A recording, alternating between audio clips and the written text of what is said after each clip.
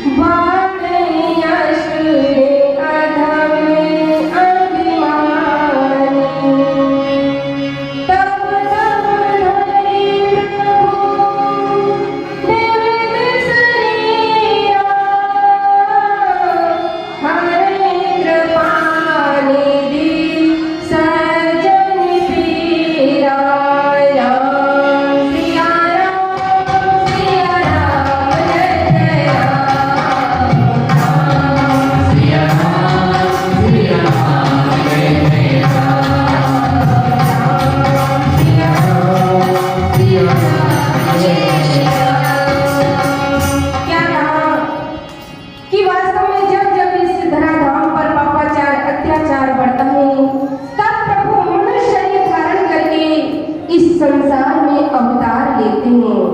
हर युग में भगवान का आना हुआ। सतयुग, त्रेता, द्वापर और अब कलिकाल चल रहा है। तो कलिकाल के अंदर भी श्री गुरु महाराज जी इसी धरा धाम पर आए हुए हैं और हम सभी सोए हुए जीवों को जगाने का कार्य करते हैं कि वास्तव में आज हम सभी लोग वैसे तो जाग रहे हैं, संसार के सारे कार्य कर रहे हैं, खा पी रहे हैं, अपने जीवन को भली भांति संसार के अंदर व्यतीत कर रहे हैं। लेकिन एक वो जागना रहा कि जिसको जागने के बाद में जीव अपने इस जीवन को सार्थक बना सकता है। उस आत्म ज्ञान को प्राप्त करके प्रभु चरणों की सेवा भक्ति करके अपने इस जीवन को सद्मार्ग पर लगाए। वो जगाने के लिए आज समय के सद्गुरु और ज्ञानी संत यही प्रेरणा देते हैं कि हे जीव, उठो, जागो और चलते चले जाओ जब तक तुम्हें लक्ष्य की प्राप्ति न हो जाए। तो वास्तव में हम सभी भी बड़े भाग्यशाली हैं कि हमने भी अपने जीवन के अंदर समय के सद्गुरु का सानिध्य प्राप्त किया है। तो हम सभी का भी कर्तव्य है कि हम उनकी आज्ञा में रह करके उनकी चरणों की सेवा भक्ति करें।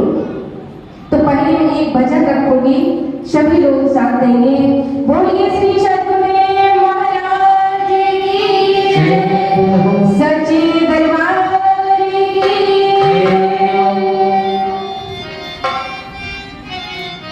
मेरे सतगुरु प्यारे दा दरबार बड़ा सारा है। मेरे सतगुरु प्यारे दा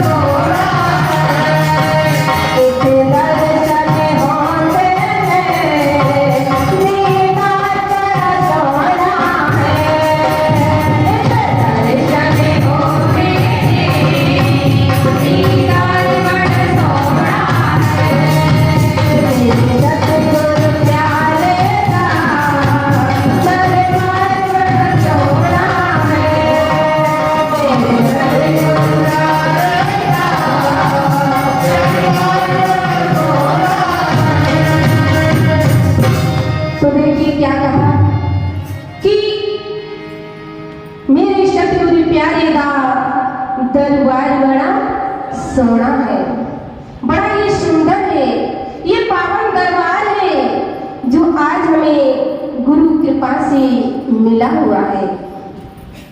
वास्तव में हम अनेकों भक्तों की महिमा को श्रवण करते हैं कि उन भक्तों ने अपने जीवन के अंदर समय के सद्गुरु का सानिध्य प्राप्त करके उनके चरणों में जा करके उस आत्म ज्ञान को प्राप्त करके गुरु आज्ञा पे चल करके सेवा भक्ति करके अपने सुंदर जीवन को सफल बना लिया।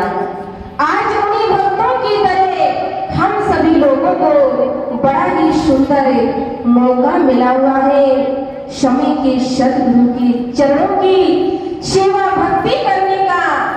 तो हम सभी का भी कर्तव्य है कि हम अपने जीवन को संसार के अंदर रह करके इस प्रकार से व्यतीत करें जैसे कमल कीचड़ में रह करके खिलता है लेकिन वो हमेशा कीचड़ से ऊपर उठ करके रहता है। तो हम सभी भी अपने जीवन को उस कमल के फूल की भांति जीवन को व्यतीत करें, संसार के अंदर संसार में रहें, संसार के रिश्ते नातों को निभाएं, लेकिन उस कमल के फूल की भांति संसार के माया मोह से ऊपर उठ करके रहेंगे। तभी वास्तव में हम अपने इस जीवन को सार्थक बना सकते हैं। गुरु महाराज जी की महिमा बड़ी ही अपार है और अखतनीय है, जिसके लिए गोस्वामी तुलसीदास जी समझाते हैं, बंदो गुरुपदि कृपा सिंधु नरी रूप हरि महामोहत विकुंज जासु भजनी रवि करनी करनी। क्या कहा? बंदो गुरुपदि कंज कृपा सिंधु नरी रूप हरि, कि मैं उन गुरु महाराज जी के चरण कमलों के रज की वंदना करता हूँ, वंदना करती हूँ, जो कृपा के समुद्र और नर रूप में श्री हरि हैं, जिनके लिए कहा कि उनके चरणों के नखों की जो ज्योति है वो मणियों के भांति प्रकाश के समान है। कि वास्तव में हमें भी आज ऐसे गुरु महाराज जी की आज्ञा का पालन करके भक्ति मार्ग में चल के और संसार में रह करके जब हम अपने इस जीवन को व्यतीत करेंगे तो वास्तव में हमारी आत्मा का कल्याण हो जाएगा।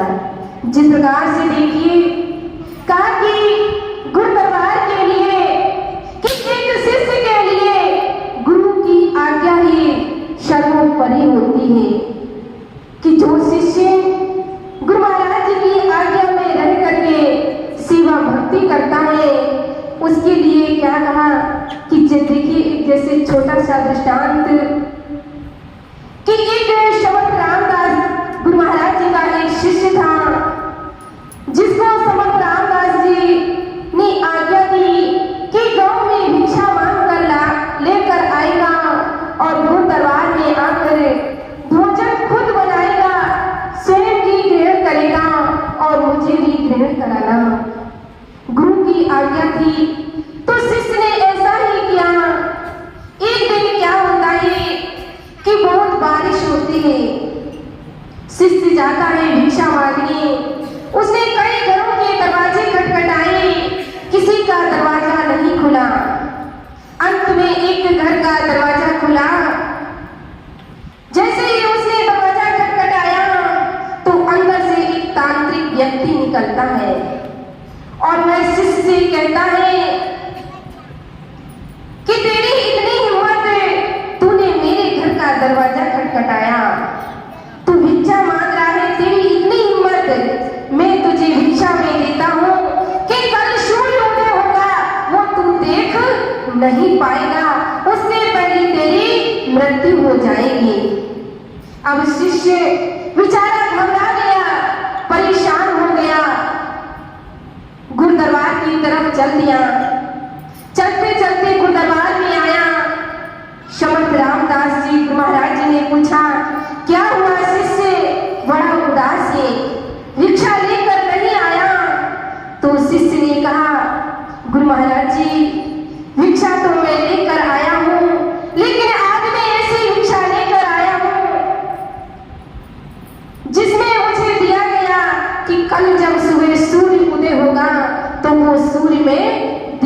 नहीं पाऊंगा, उससे पहले प्रभु मेरी मृत्यु हो जाएगी।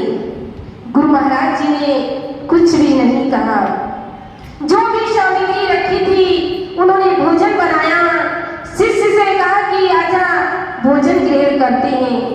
शिष्य बेचारा घबराया हुआ रोता हुआ कहता है कि गुरु महाराज जी आप भोजन ग्रहण करने की बात करते हो, यहाँ तो मुझे ऐसा लग रहा है कि मेरे प्राण जा रहे हैं और आप कह रहे हो भोजन ग्रहण कर लो, मैं एक ग्रास भी नहीं खा पा सकता हूँ।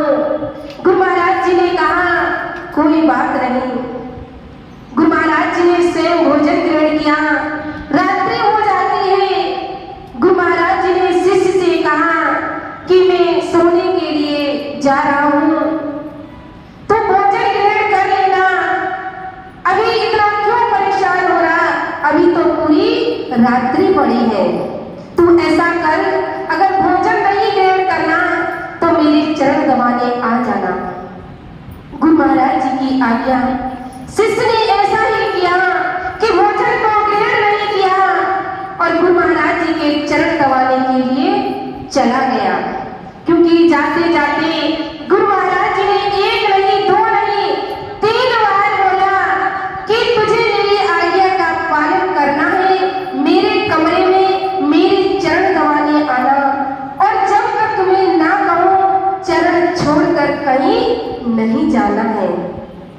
शिष्य ने ऐसा ही किया, गुरु महाराज जी की चरण सेवा करने गया।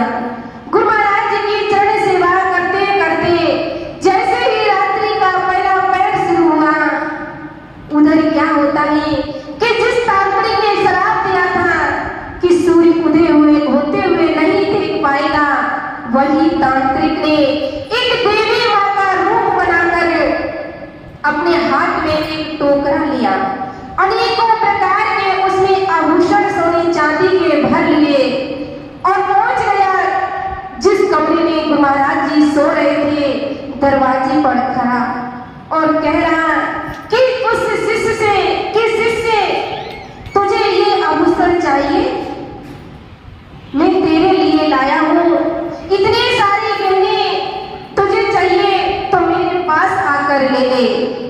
लेकिन शिष्य गुरु महाराज जी की आज्ञा का पालन कर रहा था कि चरण छोड़कर कहीं नहीं जाना। शिष्य ने कहा कि अगर ये टोकरा मेरे लिए लाई हो माता तो मेरे पास आकर दे दो। शिष्य गुरु के चरणों को नहीं छोड़ता है। तांत्रिक का पहला पैर रात्रि का बीत जाता है और वे असफल हो जाता है। जब रात्रि का दूसरा पहर शुरू हुआ, अब तांत्रिक ने उस शिष्य की मां का रूप बनाया।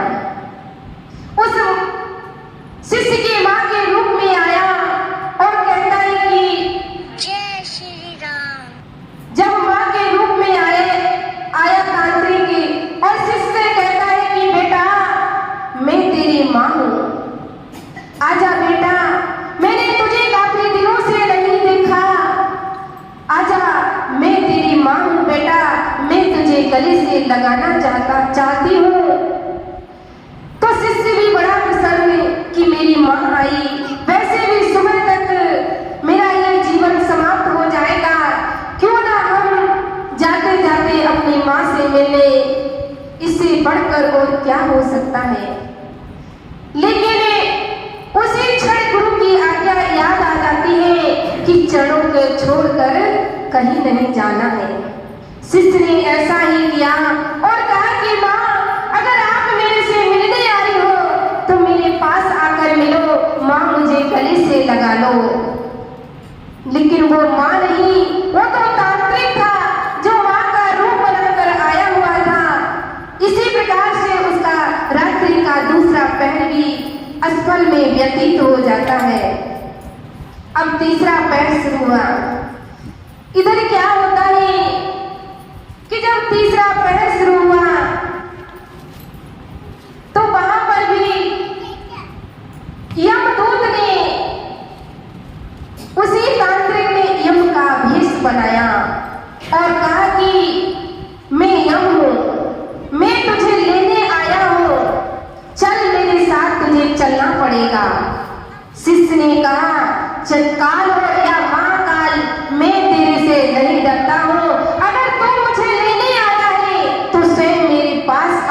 और मुझे लेकर जा। मैं गुरु के चरणों को नहीं छोड़ सकता हूँ। मैं गुरु महाराज जी की आज्ञा का अवहेलना नहीं करूंगा। मैं गुरु महाराज जी की आज्ञा का पालन करूंगा। मैं गुरु चरणों को नहीं छोड़ूंगा। इसी प्रकार से उसके रात्रि के तीनों पहर बीत जाते हैं। उसके वह अपने तीनों पहर में असफल हो जाता है। इतने में सुबह हो जाती है। चिड़िया चहचहाने लगती है। गुरु महाराज जी की आंख खुलती है और कहा कि शिष्य, तुम जीवित हो। तुम तो कह रहे थे कि मैं मृत्यु को प्राप्त हो जाऊंगा। शिष्य कहता है कि गुरु महाराज जी, मुझे भी लग रहा है कि मैं जीवित हूँ।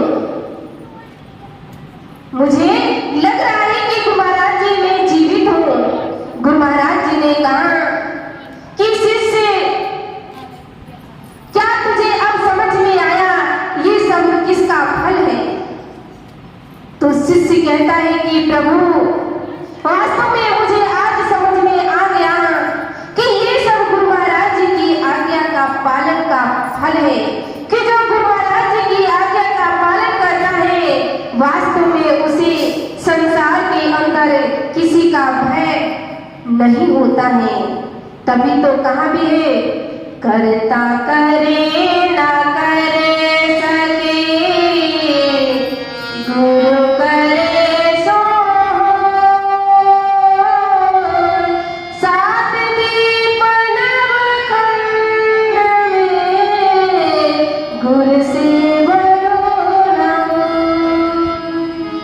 क्या कहा कि करता करे ना कर सके, कि भगवान जो करता वो करता रहे, लेकिन जो गुरु महाराज जी करते हैं, वास्तव में शिष्य हमेशा उसमें सफलता को प्राप्त करता है। इसी प्रकार से उस शिष्य का जीवन भी बच जाता है।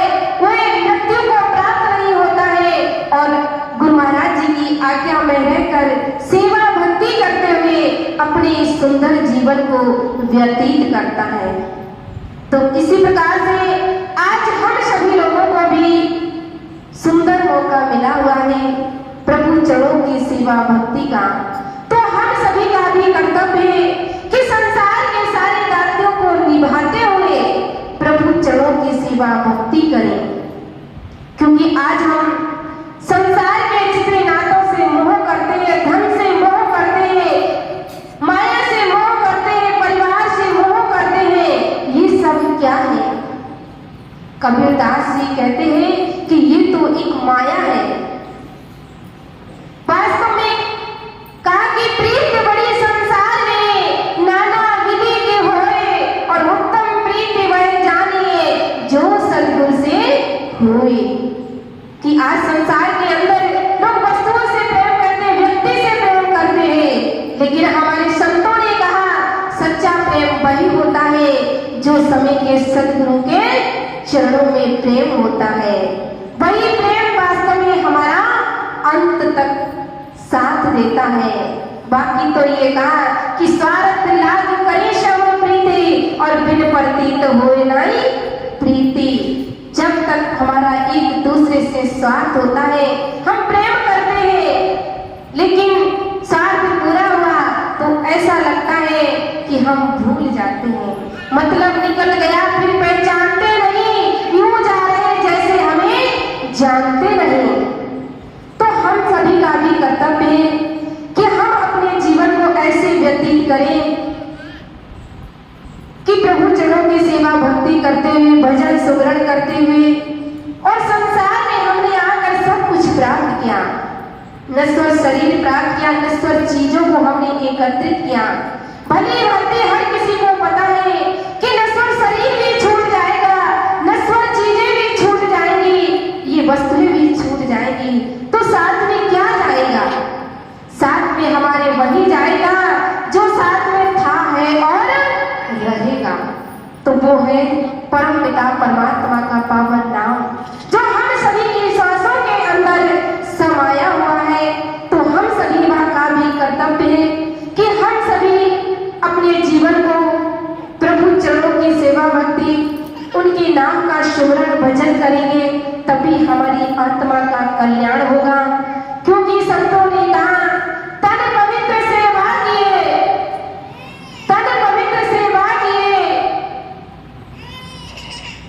धन पवित्र किए दान, और मन पवित्र प्रभु सुमरन से त्रिविध होत कल्याण।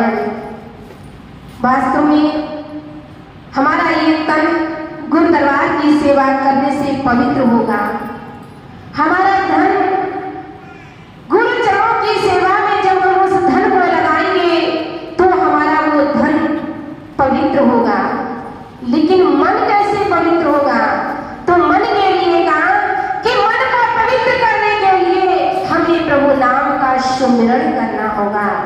तब हमारा ये मन पवित्र होगा, पावन होगा। तो हम सभी का भी कर्तव्य है कि हम अपने मन को गुरु महाराज जी के चरणों में लगाकर भजन सुमरन करें, उनकी आज्ञा का पालन करें। शिष्य के लिए सबसे पहला यही कर्तव्य है कि गुरु चरणों की सेवा भक्ति करें, आज्ञा में रहकर, तभी हमारा ये सुंदर जीवन सफल और सार्थक होगा। तो आज जन्मदिन हम मना रहे हैं अपने इष्ट देव का, तो मैं भी एक बधाई रखूंगी। सभी लोग साथ देंगे। प्रेम से बोलिए श्री शंकुदेव महाराज की जय, सच्चे दरबार की जय। जन्म दिन आपका सतगुरु मुबारक हो, मुबारक हो। जन्म दिन आपका प्रभु जी हो।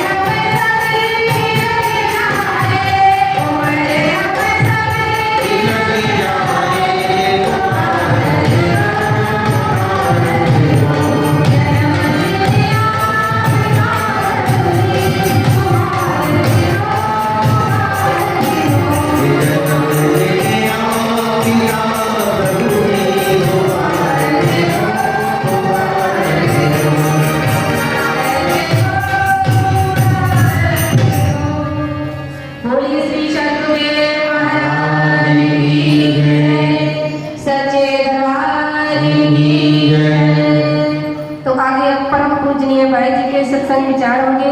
बोलिए आनंद कंद भगवान